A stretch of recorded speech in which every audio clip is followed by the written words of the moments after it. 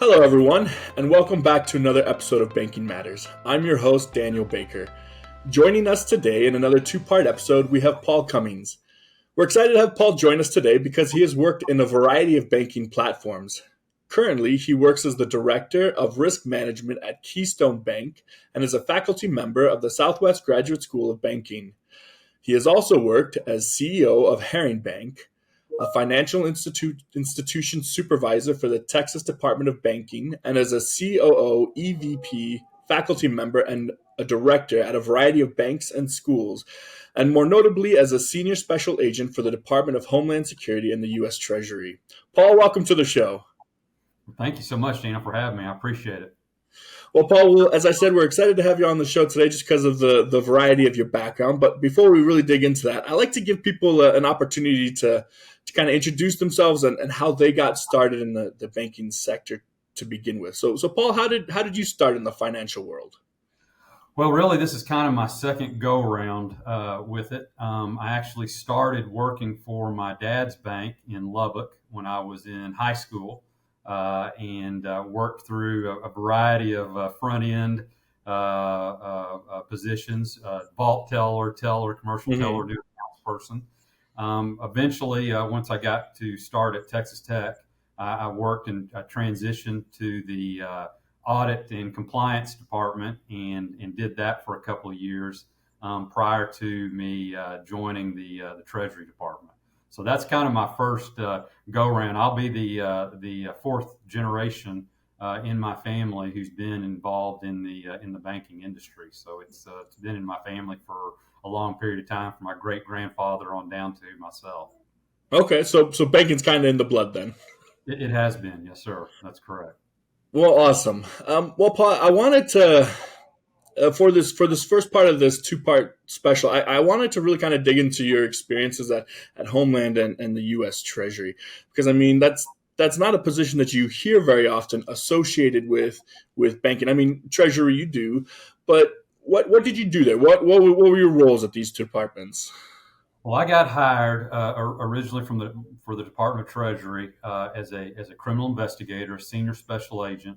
Eventually, is what I attained. Primarily at that time, the Treasury Department was looking for criminal investigators who had financial or money laundering experience. They really needed men and women who had some experience with credits and debits, and I at that time had a little bit of that. But we're really looking for money laundering experts, or at least people that had some understanding of how the financial system worked. And so I had some of that experience of working in a bank and being familiar with that type of operations. And so I was hired. I think out of my class, I think there was almost 45,000 applicants Wow. to fill only 500 slots. So it was very selective. At that time, the Treasury Department had four enforcement bureaus: the U.S. Secret Service, the U.S. Customs Service, the Bureau of Alcohol, Tobacco, and Firearms, and the Internal Revenue Service. Those were the four enforcement branches that Treasury agents were assigned to, or bureaus we were assigned to. And so during my tenure with the Treasury Department, I worked primarily with the United States Customs Service and with the United States Secret Service. So depending on kind of when it was and what part of my career, those were the two bureaus that I was assigned to during that part of my law enforcement career. After I graduated from our academy, which is about 7 months long, I was assigned to a field training officer who had probably the most extensive background in working long-term undercover assignments. And so I got exposed to a lot of things as a young agent that I probably most law enforcement officers don't get exposed to because of who I was involved with from a training perspective. And so I got a lot of experience working in an undercover capacity for the first years of my Treasury Department career, and primarily working in laundering funds for criminal organizations, predominantly narcotics trafficking organizations, but also other violent felony criminal organizations firearm smuggling organizations. I dealt with kind of the cream of the crop, you might say, of criminals. Really, the kind of what I would call the worst of the worst. It's kind of what I spent the first part of my career dealing with, both from a money laundering standpoint, but also working in an undercover capacity as well. So I have to ask then, like you said that you worked undercover and money laundering kind of side of things. Did you find yourself working with financial institutions and banks? I'm assuming you did as you were going We through did. that. We did. We actually would approach banks a lot of times, and work in concert with them when we were working some of these larger criminal organizations.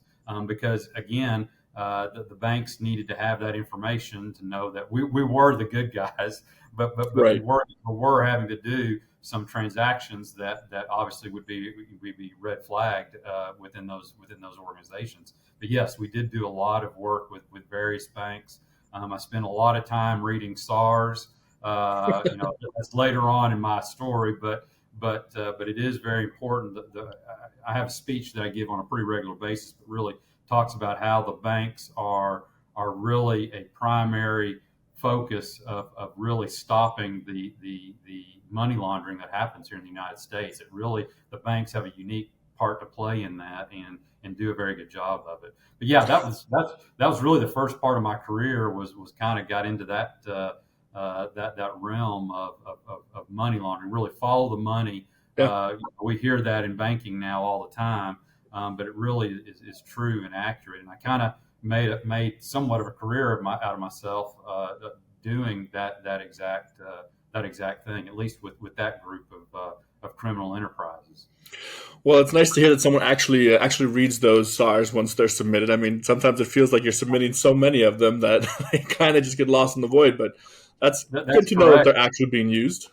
They are, and I when I was stationed here in Texas, I had out of my office, we had I think 70 counties, maybe 69, 70 counties that my office was responsible for, and for a period of probably 7 years, maybe 8 years, I Hmm. read every SAR that was generated in that 70 county area. I kind Wow. of I set up a deal with FinCEN to allow them to send me those SARs directly, and so I'd come to work in the morning and maybe some mornings I might have one or two, or maybe none.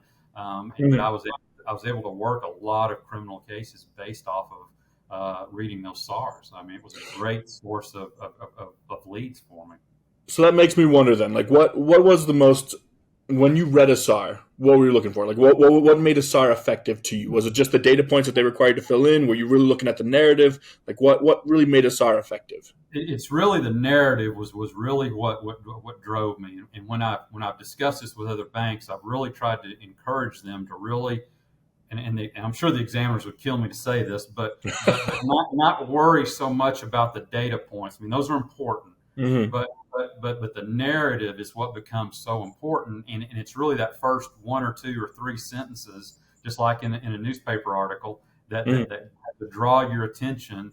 And I would read that, and I'd be like, oh, okay, well this narrative, this sounds interesting. Now let me look at those data points. Hmm. Now let me look at really at the factual information. But that narrative is what really what drove me into really looking at a SAR versus looking at one and then discarding it and saying, well, that's not really interesting, or it doesn't really fall within something that I'm doing, or something along those lines. But yeah, that narrative becomes just super critical, and I think it's a skill that is really an acquired skill. It's very difficult for somebody to really do that very well to begin with. It's something that takes time, and you really have to read a lot of SARs to really Hmm. and what a really well written SAR really is. But yes, it's the narrative.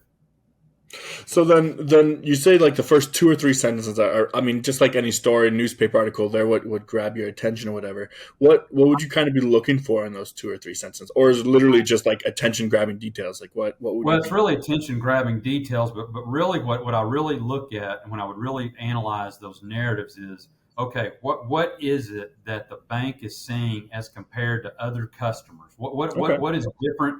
What is different about between this plumber and his business Mm-hmm. and any other plumber that you have in that organization? Right. What are the transactional differences that really are making you uncomfortable with what this customer is doing? It's not really up to the bank to really figure out what the specified unlawful activity is. They don't need to know, is it narcotics trafficking? Is it human trafficking? Is it weapons smuggling? Is it whatever the criminal account may be? It's really not up to the bank to figure that out. That was what my job was to Right. do at Right. that Right. time. But it's really up to the bank to say these transactions, this behavior is not normal for this kind of customer, or it's not normal for what this customer told us when they opened the account Mm-hmm. originally. And so when I see that kind of terminology, then that tells me that customer, that bank knows its customers, and it knows that this is not normal activity. Something's wrong here. I don't know what it is. I don't know what they're doing, but Something's going on. something's going on, and that's what would really grab my attention, because I would trust those banks to know that, yeah, this is not normal activity. So it's up to me to contact that bank, to get a grand jury subpoena, to go through whatever Mm-hmm. enforcement actions I need to do to figure out what that specified unlawful activity is that person or corporation's involved in.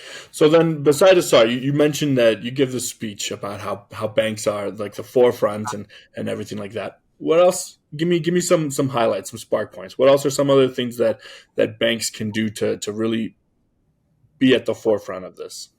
Well, I think really, and this goes through a lot of areas of the bank, but really training, spending some time with your frontline staff, and that helps in a whole wide variety of areas. One of the things that this bank has had some issues with is elder abuse, and Mm-hmm. it's every bank. We're not the only ones that have that kind of issue, but really trying to explain to your front staff people, your new accounts folks, your anybody that has really direct customer contact, that sometimes you have to look out for your customer, and that's one of the good things about working for a community bank, in my opinion. I Mm-hmm. think that's kind of what we're expected to do to some degree, and I think that's important. I mean, to protect and serve. I mean, that was Right. kind of the motto that law enforcement officers operate under, and I think that we as bankers kind of have that same responsibility. And I think it's important for our frontline staff to be really, really trained in asking appropriate questions. Understanding who that customer is, understanding what their needs are. I mean, it's great Mm-hmm. opportunities to sell stuff. Don't get me wrong. I mean, there's other advantages to asking questions Right. and doing what you need to do. But there's also, you need to understand your customer and understand what they need. And my dad used to tell me all the time that a good loan officer knows his customer better than the customer knows himself. And I think there's some valid truth to that. And so that's one of the real things that I really try to emphasize at all of the banks that I've worked at, is that really training your frontline staff to ask questions, to really be understanding of your customer, and really try to help them kind of because they're not the subject matter experts Right. most of the time. Some are, but most of them aren't. And it really, from that standpoint, that's where you really start detecting whether it's bad actors, Mm-hmm. whether it's elder abuse situation, whatever it is. But that you've got to rely on your frontline people to be able to ask those questions and interact with those customers appropriately. As president of a bank or CEO, you don't have a lot of one-on-one customer interaction.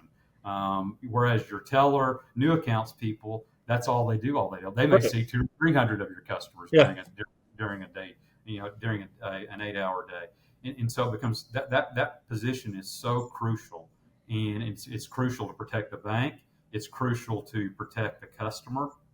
And also, Mm-hmm. as we just talked about, I think it's crucial to protect our financial systems in general, because once your bad actors are in your bank, you got problems. Right. That's where you do all kinds of stuff. The Yeah. goal is to put the wire up and try to keep those folks from being able to come into your bank and committing those kind of activities that cause you issues. But yeah, training is and that training, whether in IT. I'm always complaining. We got people that are click happy. They we send those social media tests And out they just all click right away. the time, and we've got the usual suspects that they just can't help themselves. And you can have I was talking to our IT director just last week about it, and in our bank, just like all other banks, that we spend a significant amount of money on our firewalls and Yeah, our everything that we can do to which is protect the. great all the way up until you get to someone that clicks on something. That's exactly right. And so how do you stop that? It's really training. It's really sitting down and having to really explain to them the dangers that we can spend millions and millions of dollars on our IT systems, but all it takes is just one person to plug a thumb drive in or click on a That's it. and it blows up. And so training your employees, and it's not the bank president, it's not the CEO, but it's really the folks that are on that day-to-day, one-on-one, transactionally dealing with customers on a day-to-day. But that's where you've got to make sure you spend the most amount of money in training and So resources. let me ask then, because I mean I agree with you. Training of the utmost important. I've asked this of some other bank presidents and people in different positions. How do you design an effective training platform? Because I mean, certain skills like asking effective questions, like I think is utterly important, but it's so hard to teach someone to ask the effective questions. How do you get this? Like how do you encourage this? I think we unfortunately the world that we live in now we do, and I hate to say this because we're doing a podcast, but we do a lot of computer based training. I It's mean true. that's Yeah. just the world we live Yeah. in, and unfortunately, at least from my experience, I don't learn a lot from computer based training. I learn how to take tests. Hmm. That's pretty much what I Find learned. what you need for the multiple choice. That's exactly right. And figure it out. And a lot of these kind of soft skills, these communication skills, you have to have that done in person. Hmm. You have to have somebody there. You have to have somebody that understands kind of what you're looking for, and really try to engage your employees to be able to teach those kinds of skill sets. And unfortunately, because of the world now, again, that we live in, we live in the moment. Hmm. Everybody's on the phone. Everybody's too busy, and sometimes training seems to kind of take a second seat, especially when you're having to get somebody to come in to do that Oh kind of yeah. face-to-face kind of training. You just hardly ever see that anymore, and Yeah. I hate it. And so one of the things that I've encouraged here and at other banks is really for our teller supervisors, our BSA officer, our compliance officer, some of those positions that not just deploy the computer-based training, and we do that here. Mhm. Don't get me wrong. We do it just like everybody Of else course, does. of course. But but I also have encouraged, and we have done where we do one-on-one training, or maybe we go to the teller meeting once a week that they have, and we spend 10 minutes talking about know your customer, talking about asking questions, and Hmm. talking about elder abuse, and really some of the signs and things to look for, and questions to ask. And it's difficult because I'm geared to tell people no. I was in a business where confrontation, telling people no, It's that's not a problem for me. But I wasn't in a service industry either for the right. very reason. As my dad reminded me when I went on inactive status, he said, you're not going to be able to point guns at people and make them do what you want them to do. Those days are probably over with. Passed a And little bit.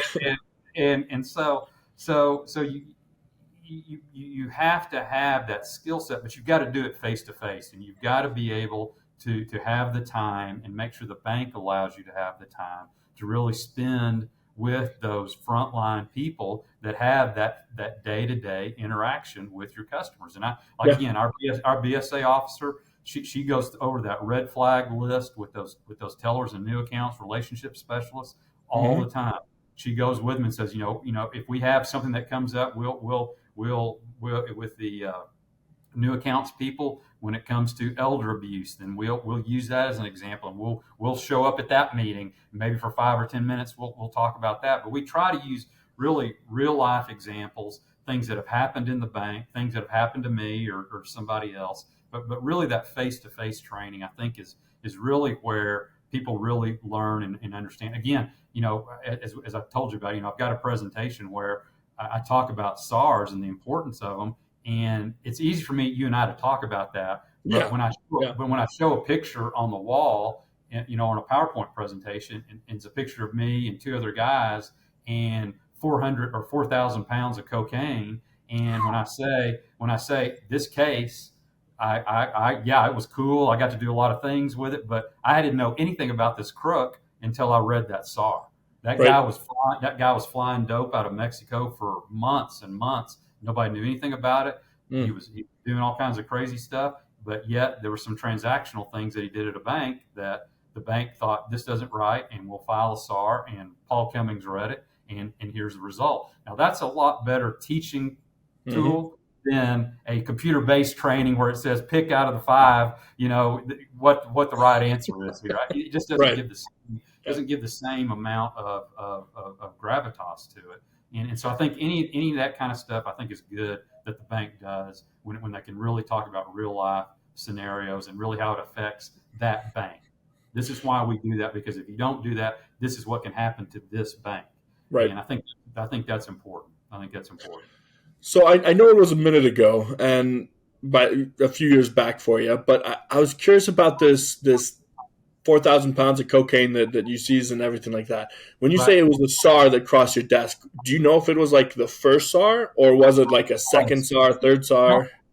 it was the first SAR. That I read, and it was a gentleman who he was a retired general aviation pilot. That was what he had Okay. told his bank, and there were transactions and wire transfers in and out of his bank account that the bank was just uncomfortable with. They didn't have a Mm. clue what he was involved in, but they just weren't comfortable with it. Right. And long story short, he owned several airplanes, and so what I did, and I read that SAR. I thought, well, this is kind of interesting, but he had no criminal history. The Hmm. transactions didn't seem to be all that crazy. I mean, it was some wire transfers from some countries down in Central and South America, but I mean, it wasn't anything just really out of the ordinary that I thought.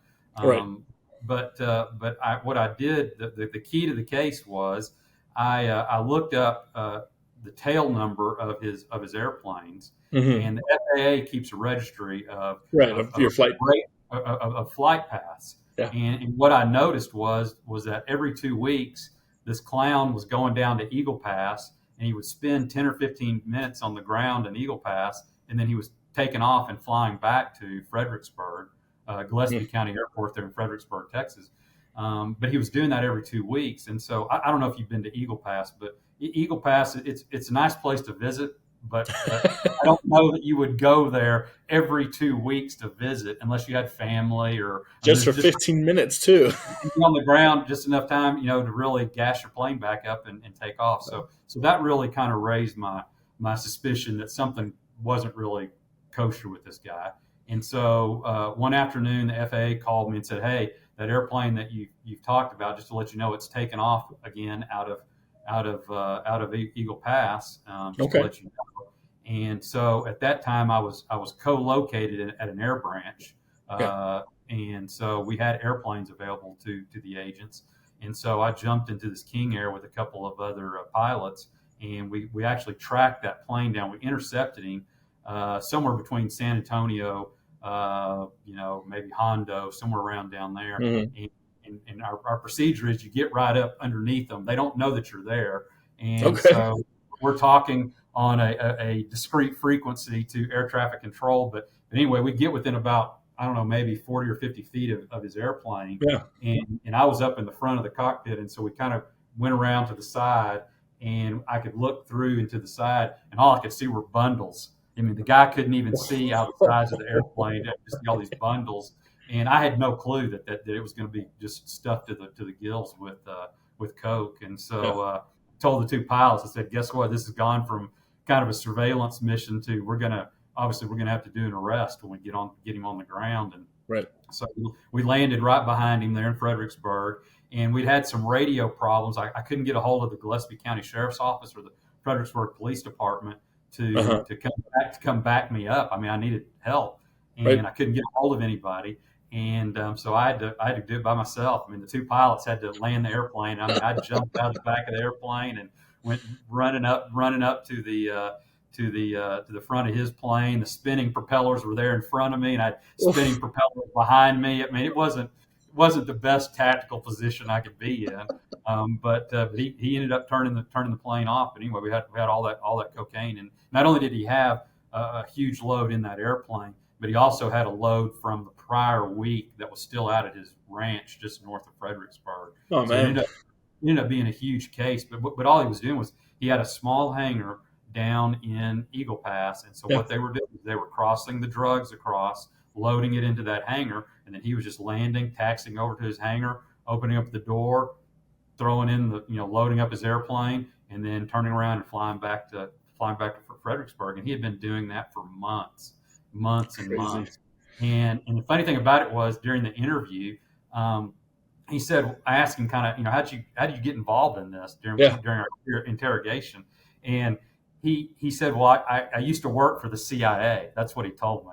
And I thought that was that's not the first time I'd ever heard that. Right. And so I kind of was like, okay, whatever. But as we worked the case, we came to find out that he had actually worked for the CIA. In fact, he had been a pilot.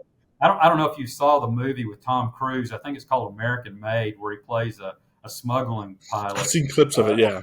It came out 2 or 3 years ago, but the name of the character that he plays is a man by the name of Barry Seals. And Barry Seals, this guy had worked for Barry Seals back in the 80s. He had been one of those pilots that had flown down to Nicaragua, down That's crazy.